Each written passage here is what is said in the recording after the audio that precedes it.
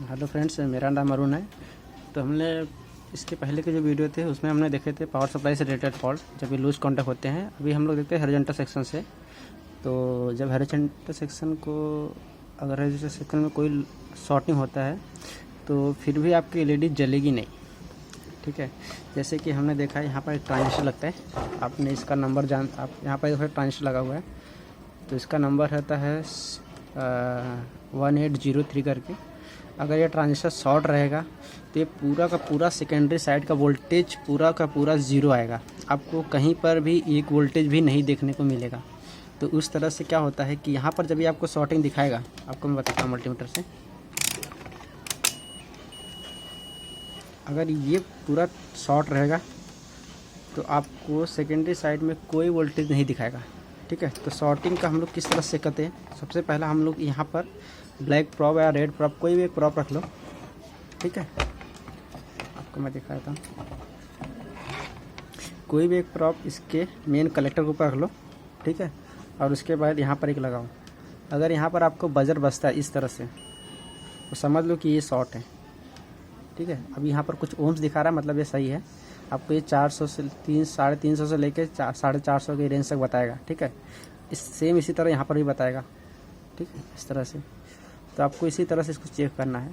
अगर ये ख़राब रहेगा, अगर ये समझ लो कि यहाँ पर 102 103 ओम्स दिखा रहा है तो समझ लो ये ख़राब है। ठीक है, उस कंडीशन में जब ये ख़राब होगा, मतलब 130 120 ओम्स दिखाएगा, उस कंडीशन में भी आपकी एलईडी जलेगी। लेकिन अगर यहाँ का वोल्टेज, अगर यहाँ का जो रजिस्टेंस जो दिखा रहा है, अगर वो ज़ीरो दिखाए इसके बीच में, इसके बीच में अगर ज़ीरो रेजिस्टेंस दिखाए तो समझ लो कि आपकी एलईडी तो जलेगी नहीं। इतना ध्यान रखो, एलईडी आपकी जलेगी नहीं, क्योंकि पूरी की पूरी सेकेंडरी साइड शॉर्ट हो जाती है। आपके जो भी वोल्टेज बनते हैं यहाँ से रेगुलेटर पे जाने वाले, साउंड आईसी पे जाने वाले, वर्टिकल सेक्शन में जाने वाले, सब के सब वोल्टेज को ड्रॉप कर देता है। आपकी एसटी भी उस समय ऑन नहीं होगी, क्योंकि सब के सब वोल्टेज यहाँ पर शॉर्ट हो जाते हैं। और यहाँ पर जो आपको मेन फिल्टर लगे, सपोज़ कि ये मेरा मेन फिल्टर है जो सेकेंडरी साइड का है, तो यहाँ पर जो मेन फिल्टर लगते हैं वो भी शॉर्ट हो जाते हैं। ठीक है, यहाँ पर भी कुछ शॉर्ट नहीं दिखा रहा है तो मतलब ये सही है, सेकेंडरी साइड इसका सही ओके है। ठीक है, ठीक है, इस तरह से कुछ दिखाएगा नहीं यहाँ पर। ठीक है, समझ लो सेकेंडरी साइड आपका ओके है। तो अगर यहाँ पर कुछ शॉर्ट होता है, अगर ये शॉर्ट होगा, ये ट्रांजिस्टर यहाँ पर शॉर्ट होगा तो यहाँ पर भी आपको शॉर्टिंग दिखाएगा। ठीक है, अगर चेक करना है कि ये शॉर्ट है कि, अगर मान लो आपके पास मल्टीमीटर नहीं है, आपने नहीं चेक कर पा रहे, तो सीधा क्या करो, इधर का कनेक्शन जो जा रहा है ना एसटी की तरफ से, अभी मैं दिखाता हूँ कनेक्शन। ये कनेक्शन कहाँ कैसे जा रहा है एसटी के पास, तो तो डायोड लगा है, शायद निकल गया। यहाँ से निकला, यहाँ पर, यहाँ से यहाँ पर, यहाँ से यहाँ पर। ठीक है, इस तरह से जा रहे कनेक्शन। उसके बाद देखो ये कनेक्शन सीधा ही जाते हैं हमारे यहाँ पर, और ये कनेक्शन यहाँ से निकल के यहाँ पर और यहाँ पर जा रहे हैं। अगर ये शॉर्ट होगा, अगर ये शॉर्ट होगा तो ये पूरी सप्लाई यहाँ से ग्राउंड से शॉर्ट हो जाएगी। ये देखो ग्राउंड है तो इसका ये तो ग्राउंड ही रहेगा ना, ये समझ लो मेरी सप्लाई है और ये ग्राउंड मेरा यहाँ पर कहीं तो रहेगा। ये क्या है मेरा, देखो यहाँ पर मुझे ग्राउंड दिखा रहा है। ठीक है, तो यहाँ पर एक इमीटर है और एक जो होता है, एक इमीटर है, एक कलेक्टर है और एक बेस होता है। तो ये जो सबसे कम ओम्स दिखाएगा वो अपना समझ लो कि वो ग्राउंड का टर्मिनल है। आपको ग्राउंड दिखा देता हूँ किस तरह से। देखो यहाँ पर एक जंपर मारा हुआ है। ठीक है, यहाँ से देखो जंपर मारा हुआ है और जंपर मार के सीधा ही आपको ग्राउंड को दे दिया है। ठीक है, यहाँ पर जंपर मार के सीधा ग्राउंड को दे दिया, लेकिन ये देखो ग्राउंड को नहीं गया है। ये मेरे आया रहेगा यहाँ पर एक ट्रांसफार्मर, जिसको आप डीटी बोलते हैं, ड्राइवर ट्रांसफार्मर, वहाँ पर आया रहेगा। तो ड्राइवर ट्रांसफार्मर यहाँ पर कहाँ पर, इस तरह से यहाँ पर है। ठीक है, यहाँ पर आया है। ठीक है, ये ग्राउंड से नहीं है, ये अपना ड्राइवर ट्रांसफार्मर, इसको स्विचिंग पल्स देता है जिससे स्विच होता है। तो अगर ये आपकी ऊपर की जो शॉर्ट रहेगा, आपको समझ लो हॉरिजॉन्टल सेक्शन शॉर्ट रहेगा, या ये ट्रांजिस्टर शॉर्ट रहेंगे, या फिर यहाँ पर आपके बहुत सारे डायोड दिखेंगे। देखो दिखा देता हूँ आपको, ये देखो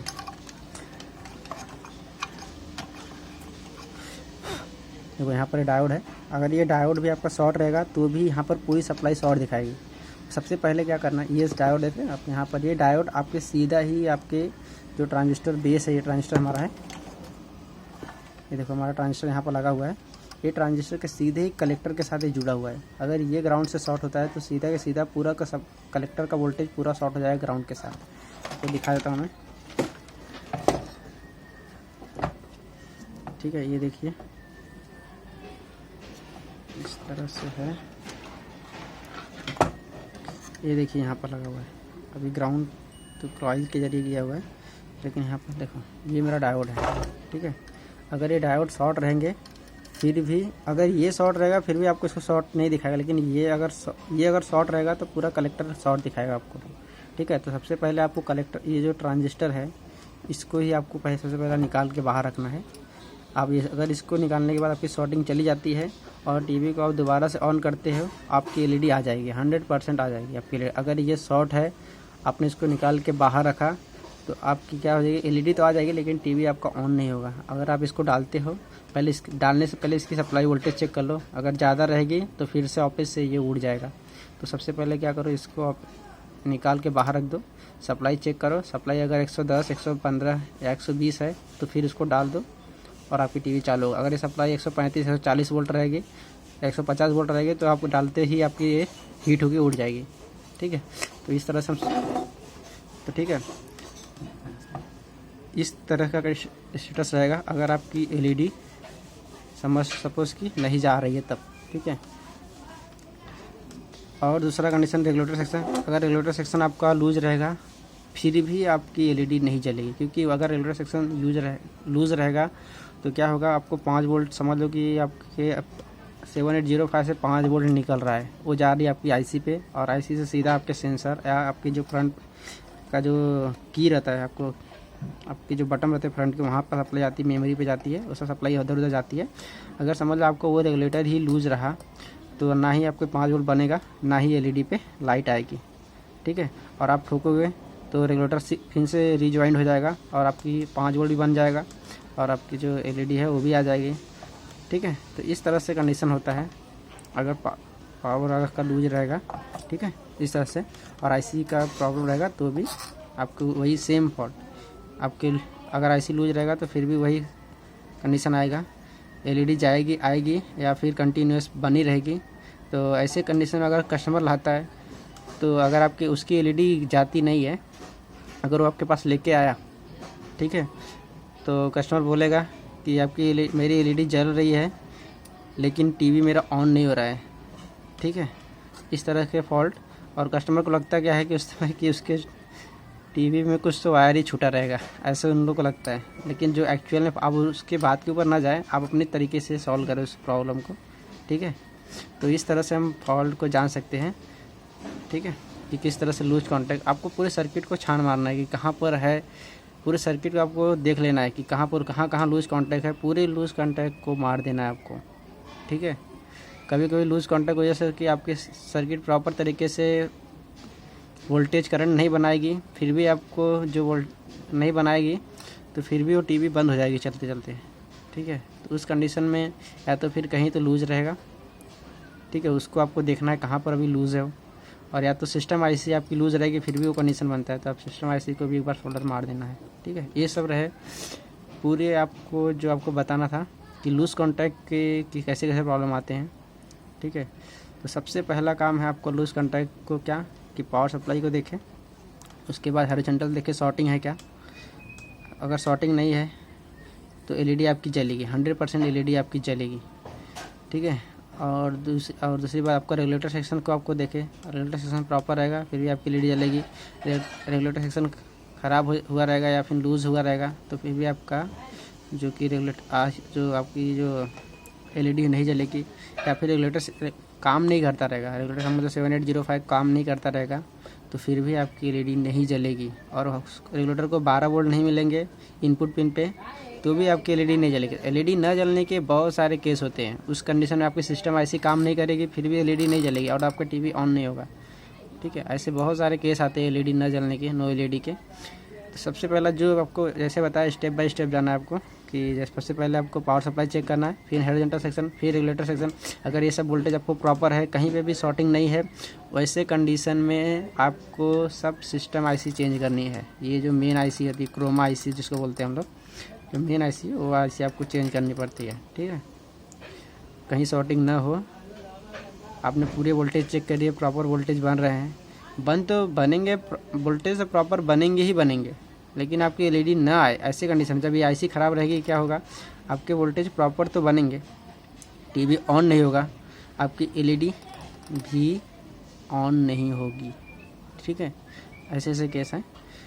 तो इस कंडीशन में आप सबसे पहला आप पूरे वोल्टेज को चेक कर ले, कहाँ पर कितने वोल्टेज आते हैं, सब वोल्टेज आ रहे हैं क्या। अगर उसके बाद भी आपकी टीवी ऑन नहीं हो रही, एलईडी नहीं आ रही है, तो फिर आपको सिस्टम आईसी चेंज करनी है। सिस्टम आईसी के बहुत सारे फॉल्ट आते हैं कि जिसकी वजह से हम सिस्टम आईसी चेंज करते हैं। अलग अलग वीडियो में आपको सब कुछ बताऊंगा। ठीक है, उसके लिए अभी थोड़ा वेट करो। ठीक है, तो इस तरह के हम लोग फॉल्ट को जानेंगे। ठीक है, सब टीवी का फंडामेंटल वही होता है, चाहे आप कौन सा भी टीवी ले लें, क्या टीवी ले लें, इसमें भी यही है। ये मेरे पास दूसरा सर्किट आपको जो इसमें भी ऐसे ही देखो, यहाँ पर आपको बताया था रेगुलेटर सेक्शन है। ठीक है, यहाँ पर बताया रेगुलेटर सेक्शन है। ठीक है, यहाँ से वोल्टेज बन के 5 वोल्ट यहाँ पर जाता है, फिर वहाँ से फिर ऑफिस से सिग्नल आता है, फिर यहाँ से 8 वोल्ट बन के जाता है। ठीक है, अगर ये रेगुलेटर सेक्शन काम नहीं करेगा तो यहाँ से 5 वोल्ट जाएगा ही नहीं, जाएगा नहीं तो एलईडी जलेगी नहीं, जलेगी नहीं, एलईडी जलेगी नहीं तो यहाँ से सिग्नल कोई आएगा ही नहीं, तो आपकी टीवी ऑन होगा ही नहीं। ठीक है, तो इस तरह से आप जान सकते हैं। और सबसे पहला आपको मेन फोकस जो है पावर सप्लाई पे और हॉरिजॉन्टल। कभी कभी क्या होता है, हॉरिजॉन्टल सेक्शन पे कम वोल्टेज बनेंगे। समझ लो कि यहाँ पर आपको 115 120 की जगह आपको कितने सिर्फ 65 या 35 वोल्ट या 45 50 वोल्ट मिल रहे हैं, तो उस कंडीशन में भी आपका एलईडी जलेगा। ठीक है, उस कंडीशन में भी आपकी एलईडी जलेगी, लेकिन ये वोल्टेज आप टीवी ऑन नहीं होगा। एलईडी जलेगी लेकिन टीवी ऑन नहीं होगा, इतना ध्यान रखो, क्योंकि यहाँ का वोल्टेज प्रॉपर जब से 120 वोल्ट नहीं बनेगा तब से टीवी ऑन ही नहीं होगा। ठीक है, तो इस तरह से यहाँ पर वोल्टेज प्रॉपर कीजिए, अपने आप टीवी ऑन हो जाएगा, आपको कुछ करने की जरूरत नहीं है। नहीं तो आप सोचेंगे एलईडी जल रही है, यहाँ पर 115 की जगह 56 वोल्ट आ रहे हैं, फिर भी टीवी मेरा ऑन क्यों नहीं हो रहा है, तो ऑन नहीं होगा जब से यहाँ का वोल्टेज प्रॉपर नहीं बनेगा।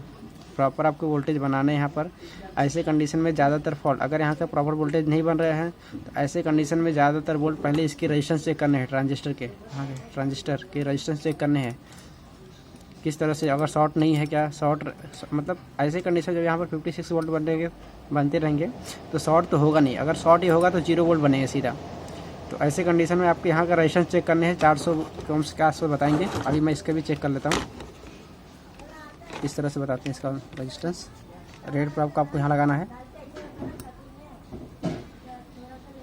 देख सकते हैं यहाँ पर 500 आसपास दिखा रहा है, यहाँ पर भी सेम वैसे ही दिखाएगा।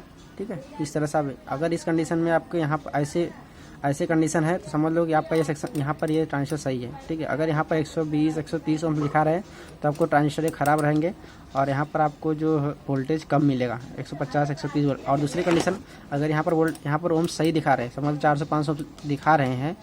ठीक है, 400 500 ओम से दिखा रहे हैं, फिर भी आपके यहाँ पर कितने वोल्ट है, 45 40 वोल्ट है। ठीक है, हॉरिजॉन्टल सेक्शन में।